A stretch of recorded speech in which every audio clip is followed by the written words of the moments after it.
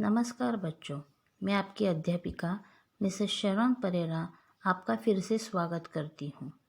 आज हम लोग हिंदी का नया पाठ पढ़ने जा रहे हैं। पाठ की शुरुआत करने से पहले मैं आपके सामने एक चित्र प्रस्तुत करना चाहती हूँ। इस चित्र में दिखाई देने वाले व्यक्तिमत्व बहुत महान है। इन्हें सुदर्शन जी के नाम से पहचाना जाता है। आप हिंदी के बहुत बड़े कहानीकार रहे हैं। आज हम लोग सुदर्शन जी के बारे में थोड़ी सी जानकारी प्राप्त करेंगे। सुदर्शन जी का वास्तविक नाम बद्रीनाथ था। आपका जन्म सियालकोट मतलब वर्तमान पाकिस्तान में 1895 में हुआ था। आपने बीए तक शिक्षा प्राप्त की है। आपके पत्नी का नाम लीलावती देवी था। सुदर्शन जी ने अनेक कहानियाँ लिखी हैं। आपकी कहानी का मुख्य लक्ष्य समाज व राष्ट्र को स्वच्छ व समृद्ध बनाना रहा है। आप प्रेमचंद की भांति मूलतः उर्दू में लेखन करते थे। वह उर्दू से बाद में हिंदी में लेखन करना शुरू हो गए। आपकी हिंदी की भाषा बहुत सरल थी। उसमें स्वाभाविक, प्रभावी और मुहावरेदारता होने के कारण वह समझने के लिए आसान भी रहती थी। सुदर्शन जी प्रेमचंद परंपरा के कहानीकार रहे हैं। इनका दृष्टिकोण सुधारवादी है। आपकी प्रायः सभी प्रसिद्ध कहानियों में समस्याओं का समाधान आदर्शवाद से किया जाता है। इनकी कहानियों में यथार्थवाद को रेखांकित किया गया है। लेकिन हमें खेद है कि हार की जीत जैसी कालजयी रचना के लेखक के बारे में बहुत कम लोगों को जानकारी है। यदि आप पंडित सुदर्शन जी की जन्मतिथि, जन्मस्थान या कर्मभूमि के बारे में खोजें तो निराशा ही हाथ लगती है। मुंशी प्रेमचंद और उपेंद्रनाथ अश्क की तरह पंडित सुदर्शन जी हिंदी और उर्दू में लिखते थे।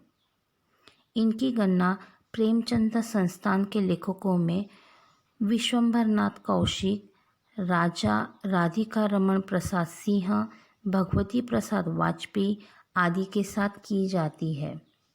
आपने अनेक कहानियाँ लिखी हैं। आपकी कहानियाँ लाहौर की उर्दू पत्रिका 1010 में प्रकाशित हुई है। आपकी पुस्तकें मुंबई के हिंदी ग्रंथ रत्नाकर कार्यालय द्वारा भी प्रकाशित हुई है। सुदर्शन जी को गद्य और पद्य दोनों में महारत हासिल थी।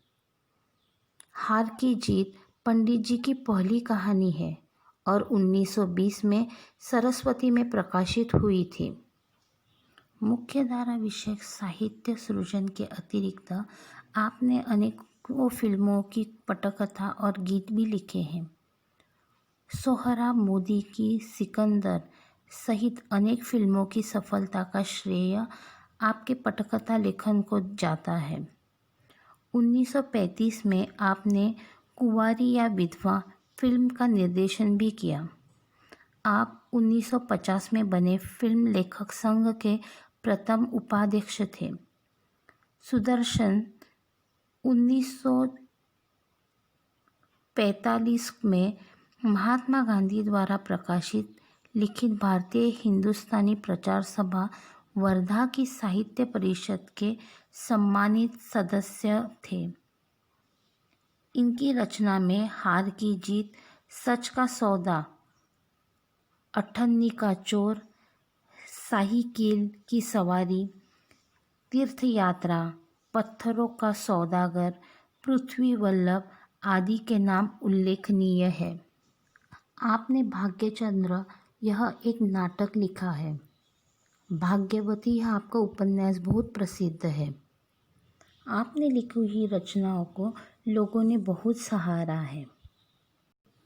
फिल्म धूप छाँव 1935 में प्रसिद्ध गीत बाबा मन की आंखें खोल व एक अन्य गीत तेरी गठरी में लगा चोर मुसाफिर जाग जरा यो शायद किसी फिल्म का गीत न होते हुए भी बहुत लोकप्रिय हुआ।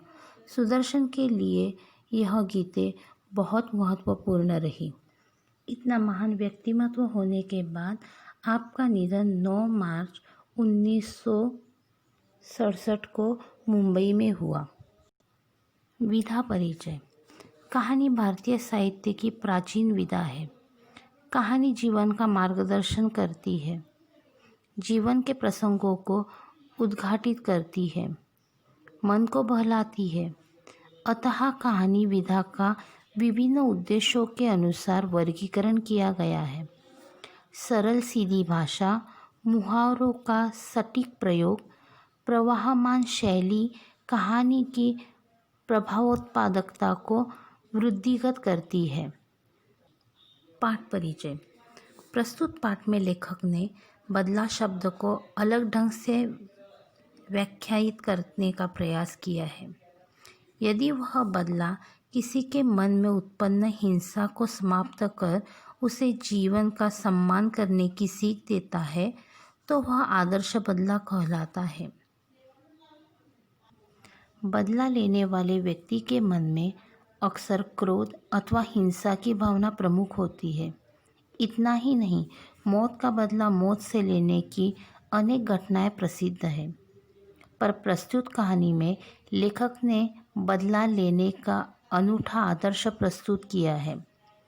बचपन में बैजू अपने पिता को भजन गाने के अपराध में तानसेन की क्रूरता का शिकार होता हुआ देखता है, परंतु वही बैजू बावरा तानसेन को संगीत प्रतियोगिता में हराकर उसे जीवनदान देता है।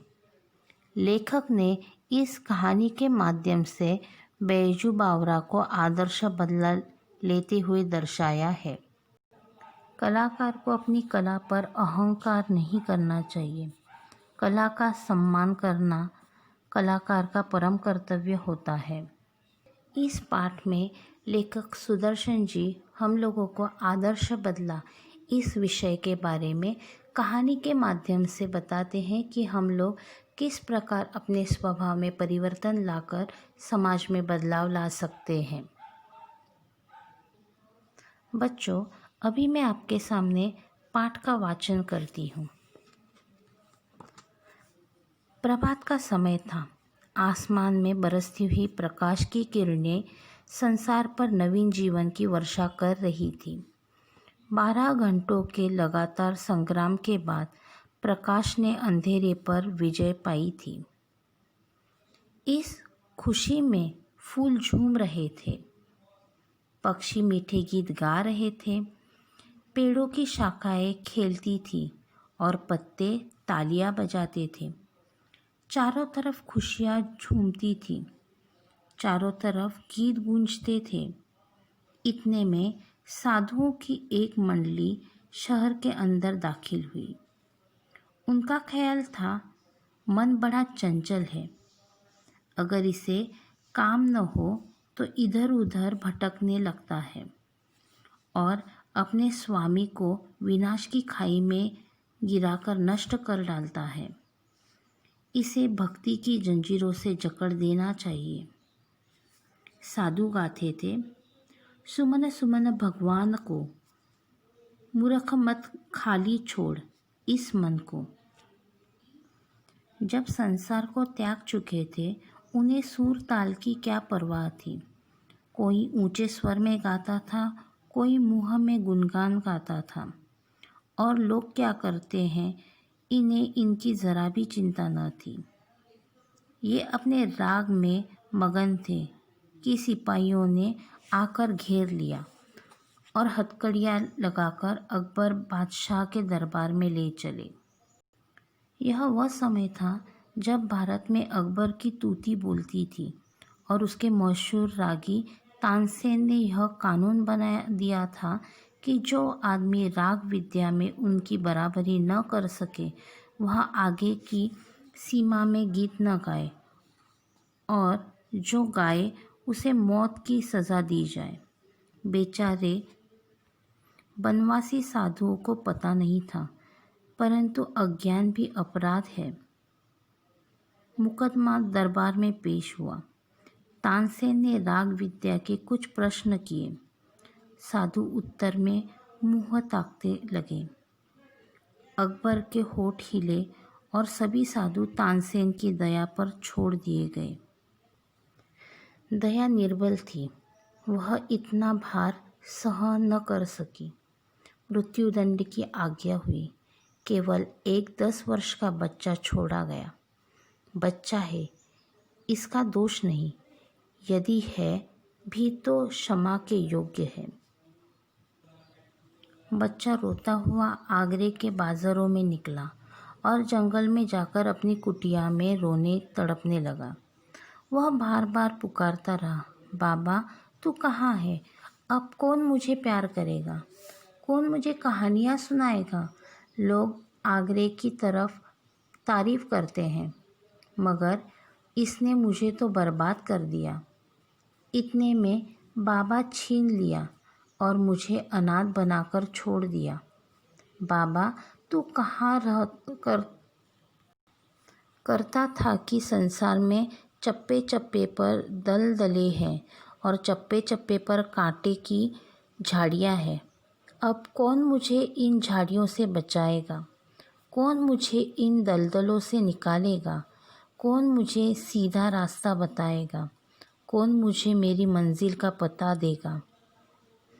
इस कहानी में सुदर्शन जी बताते हैं कि आगरा के शहर में सुबह सुबह साधुओं की एक मंडली अपने ढंग से भजन गाते गुनगुनाते प्रवेश करती है। इस मंडली में एक छोटा सा बच्चा भी था। साधु अपने राग में मगन थे।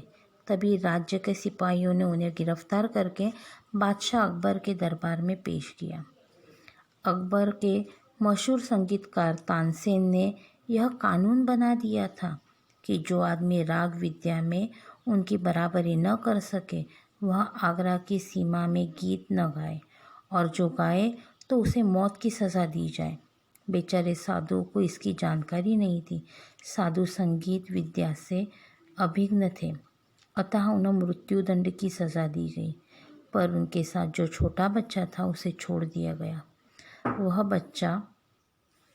वह बच्चा रोता तड़पता आगरा की बाज़ारों से निकलकर जंगल में अपनी कुटिया में पहुंचा और विलाप करता रहा। वह अपने जीवन को कोसता रहा कि मेरे पिताजी मुझे अच्छी परवरिश दे रहे थे, मुझे अच्छा राह बता रहे थे, अभी मुझे यह सब कुछ कौन बताएगा? और इसीलिए उसने अपने पिता के न होने का दुख व्यक्त किया है। तो बच्चों, आज हम यहाँ तक ही अपना पाठ पढ़ेंगे। इस पाठ के द्वारा सुदर्शन जी हमें बता रहे हैं कि अपने जीवन में हमें हमेशा तैयार रहना चाहिए। हमें मालूम नहीं हमारे जीवन में कौन सी मुसीबत कब आने वाली है, लेकिन इस पाठ के द्वारा उन्होंने यह भी बताया है कि हमें हर एक